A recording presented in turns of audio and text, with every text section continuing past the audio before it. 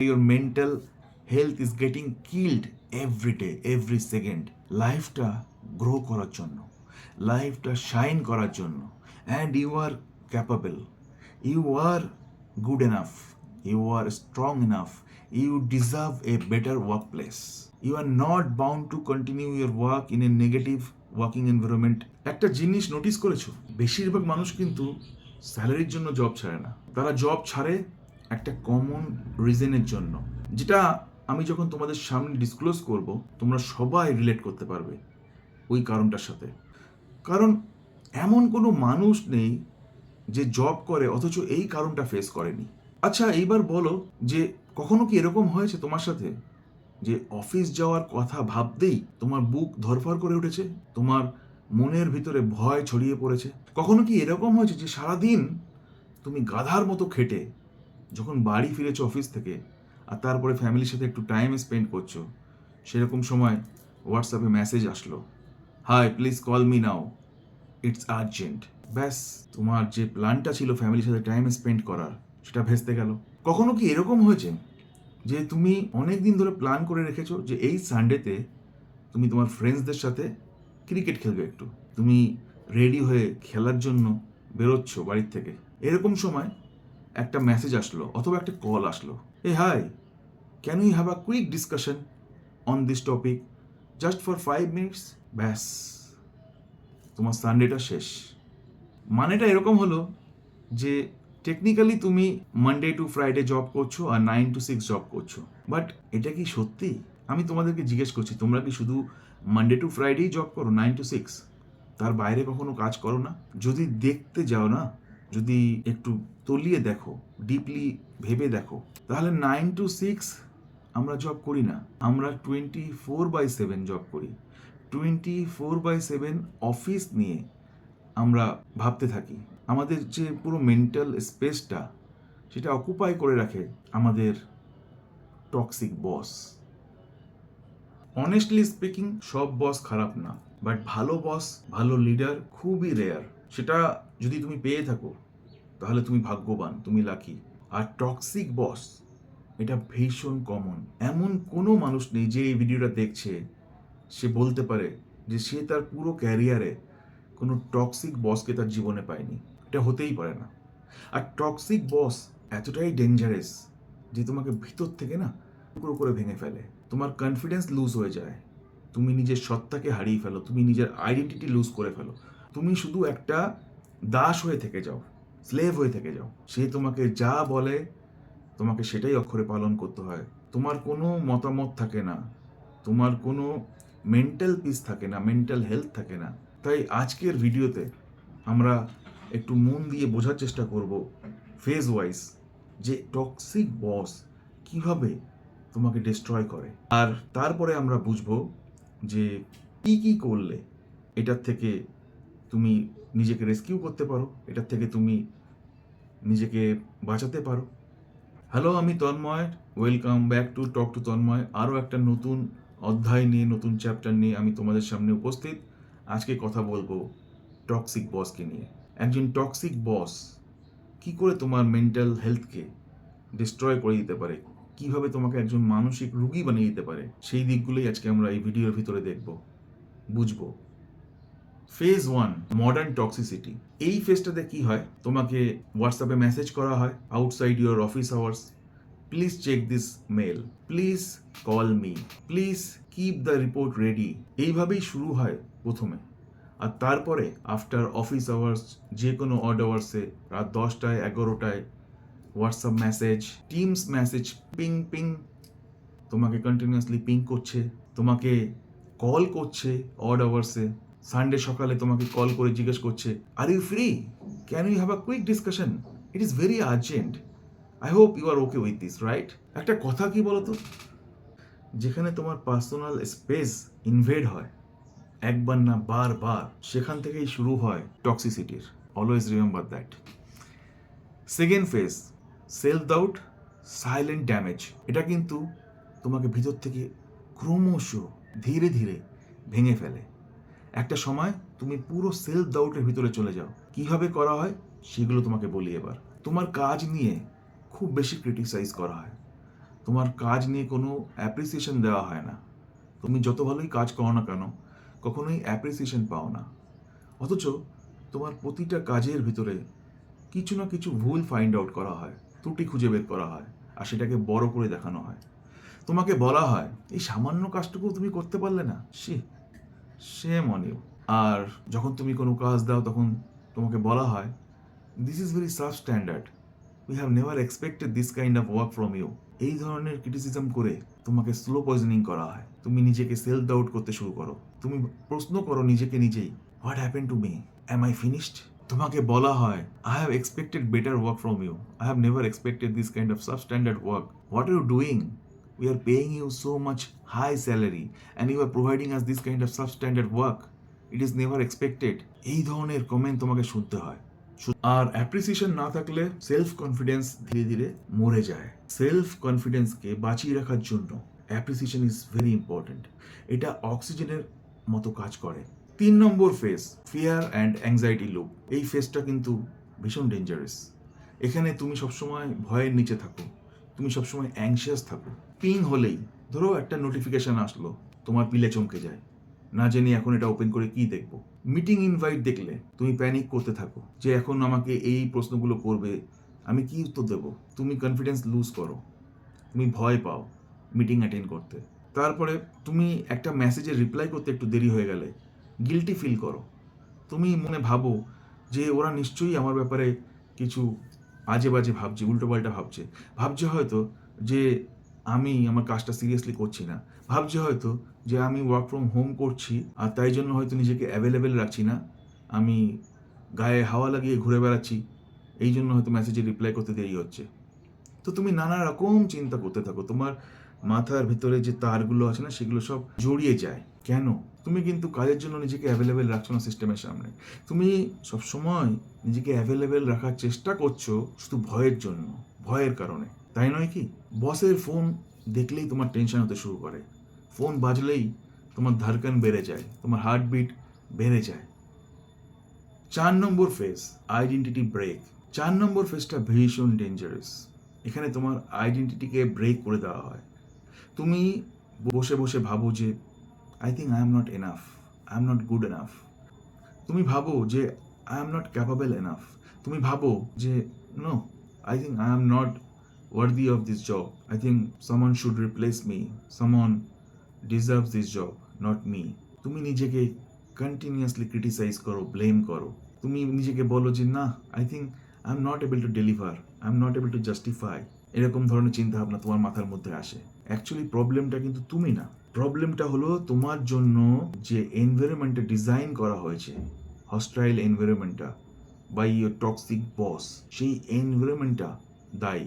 তুমি ক্যাপাবল, তুমি প্রোডাক্টিভ, তুমি গুড এনাফ, তুমি you are the chosen one. 5 নম্বর ফেজটা, নো এসকেপ জোন। তোমার অফিস শেষ, তুমি সারাদিন পরিশ্রম করেছো অফিসে, মাথার ঘাম পায়ে ফেলে পরিশ্রম করেছো, গাধার মতো খেটেছো। তারপরে আরও 2-4 ঘন্টা ট্রাভেল করে বাড়িতে ফিরেছ। এখন তুমি তোমার পরিবারের সাথে সময় কাটাচ্ছ, তুমি একটু বই পড়ছো, তুমি একটুখানি সারাদিন পরে টিভির সামনে বসে একটা মুভি দেখছো।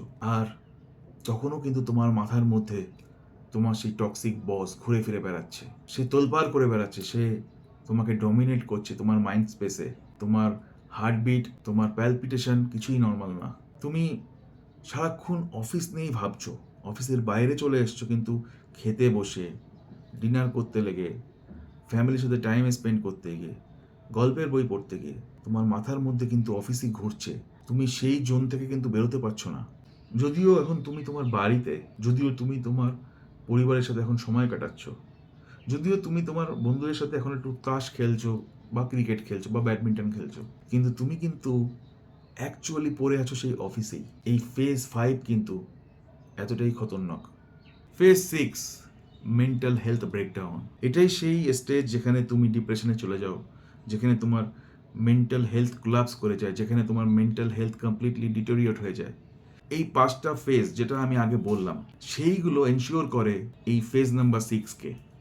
এখানে এই ফেজ 6-এ তুমি কন্টিনিউয়াসলি ওভার থিঙ্কিং করো, তুমি কন্টিনিউয়াসলি স্লিপলেস নাইট স্পেন্ড করো, তুমি সবসময় অ্যাংজাইটি থেকে সাফার করো, তুমি সবসময় ইরিটেটেড থাকো, তুমি সবসময় লো ফিল করো, তুমি সবসময় লো সেলফ এস্টিম বিয়ার করো, তুমি সবসময় ইমোশনাল এক্সশনের ভিতর দিয়ে যাও, তুমি সবসময় বার্ন আউট ফিল করো, তুমি সবসময় বিটারনেস ফিল করো, কেউ কথা বলতে গেলেই তুমি রেগে যাও, কারোর সাথে কথা বলতে ইচ্ছে করে না, তুমি নিজেকে আইসোলেট করে নাও, তুমি যদিও হাসো কষ্ট করে তাহলে সেটাও আর্টিফিশিয়াল, ভিতর থেকে তুমি হাসো না, কারণ তোমার ভেতরটা তো কমপ্লিটলি এমটি, তোমার ভেতরটা তো রুইন্ড, তোমার ভেতরটা তো অ্যাসাসিনেটেড কিল্ড, তাহলে তুমি কি করে হাসবে ভেতর থেকে? এটা কি possible? Now it is time for reality check. এখন আমি তোমাদেরকে কতগুলো রিয়েলিটি চেক দেবো যেটার থেকে তোমরা অনেক কিছু লেসন পাবে। রিয়েলিটি চেক নাম্বার 1, টক্সিক বসের কাছে সব কাজই আর্জেন্ট। আদতে অ্যাকচুয়ালি আর্জেন্ট কাজ কিন্তু খুব রেয়ার, বাট টক্সিক বসের কাছে তোমার জন্য সব কাজই ভীষণ আর্জেন্ট।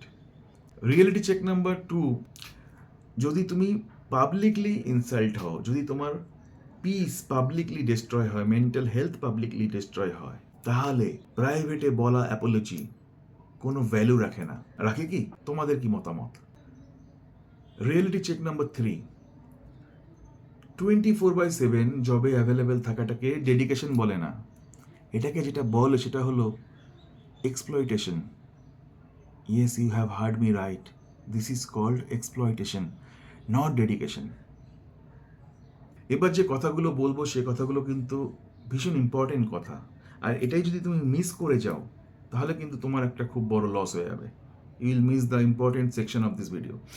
দেখো, তুমি জব করো, জব থেকে স্যালারি পাও, সেই স্যালারি দিয়ে তুমি তোমার বিল পে করো, দ্যাটস ইট। স্যালারি দিয়ে না বিল পে করা যায়, স্যালারি দিয়ে তুমি তোমার সমস্ত কমিটমেন্টগুলোকে ফুলফিল করতে পারো, বাট স্যালারি দিয়ে মেন্টাল হেলথ কেনা যায় না, স্যালারি দিয়ে মেন্টাল পিস কেনা যায় না।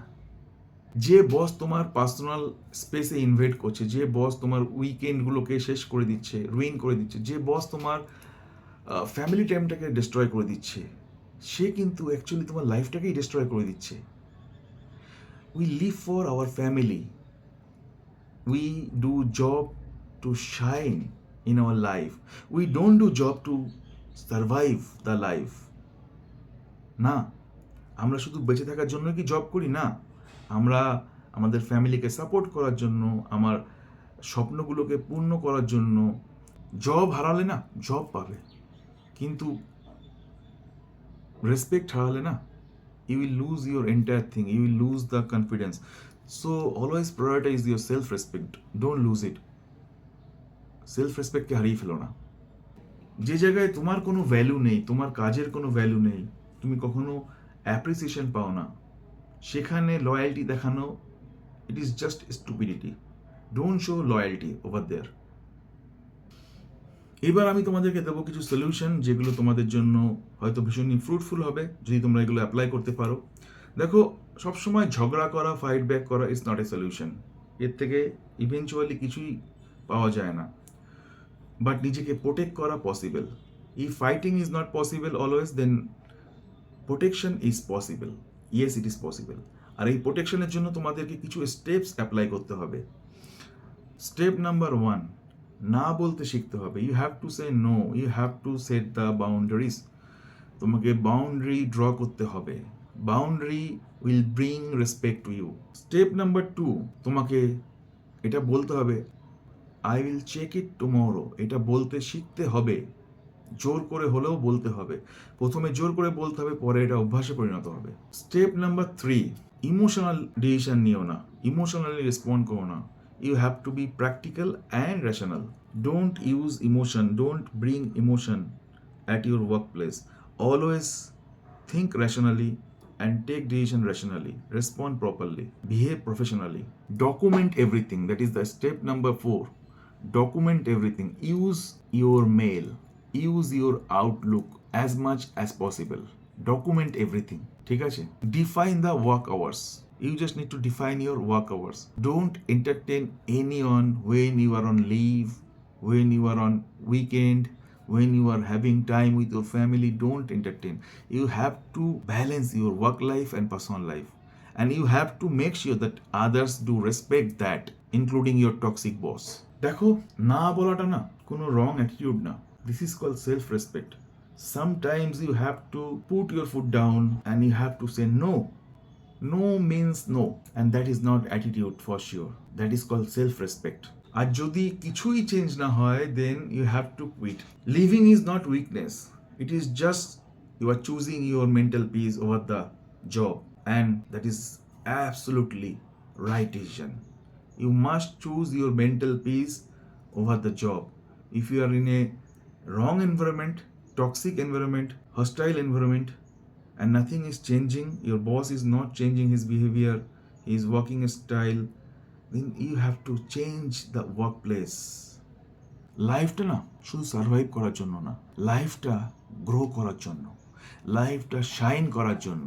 And you are capable, you are good enough, you are strong enough, you deserve a better work place. You are not bound to continue your work in a negative working environment, in a hostile working environment, where your mental health is getting killed every day, every second. It is your choice to change. It is the right decision to change because you deserve better. তুমি যদি সঠিক পরিবেশে থাকো, তুমি যদি সঠিক এনভায়রনমেন্টে থাকো, then you grow 3x, 4x, 5x, 10x. শেষে শুধু একটা কথাই বলবো, don't lose yourself. Don't lose your confidence. You are not broken. You are just stuck in a wrong place. If you are not growing, then it is not your problem. It is the problem with the environment. It is not fertile enough for you. So change it. Sometimes some changes bring happiness, bring growth, bring abundance, in joy, in wealth, and the last suggestion, take a deep breath and listen to it very carefully. Don't compromise on your mental health. Don't sacrifice it for anything.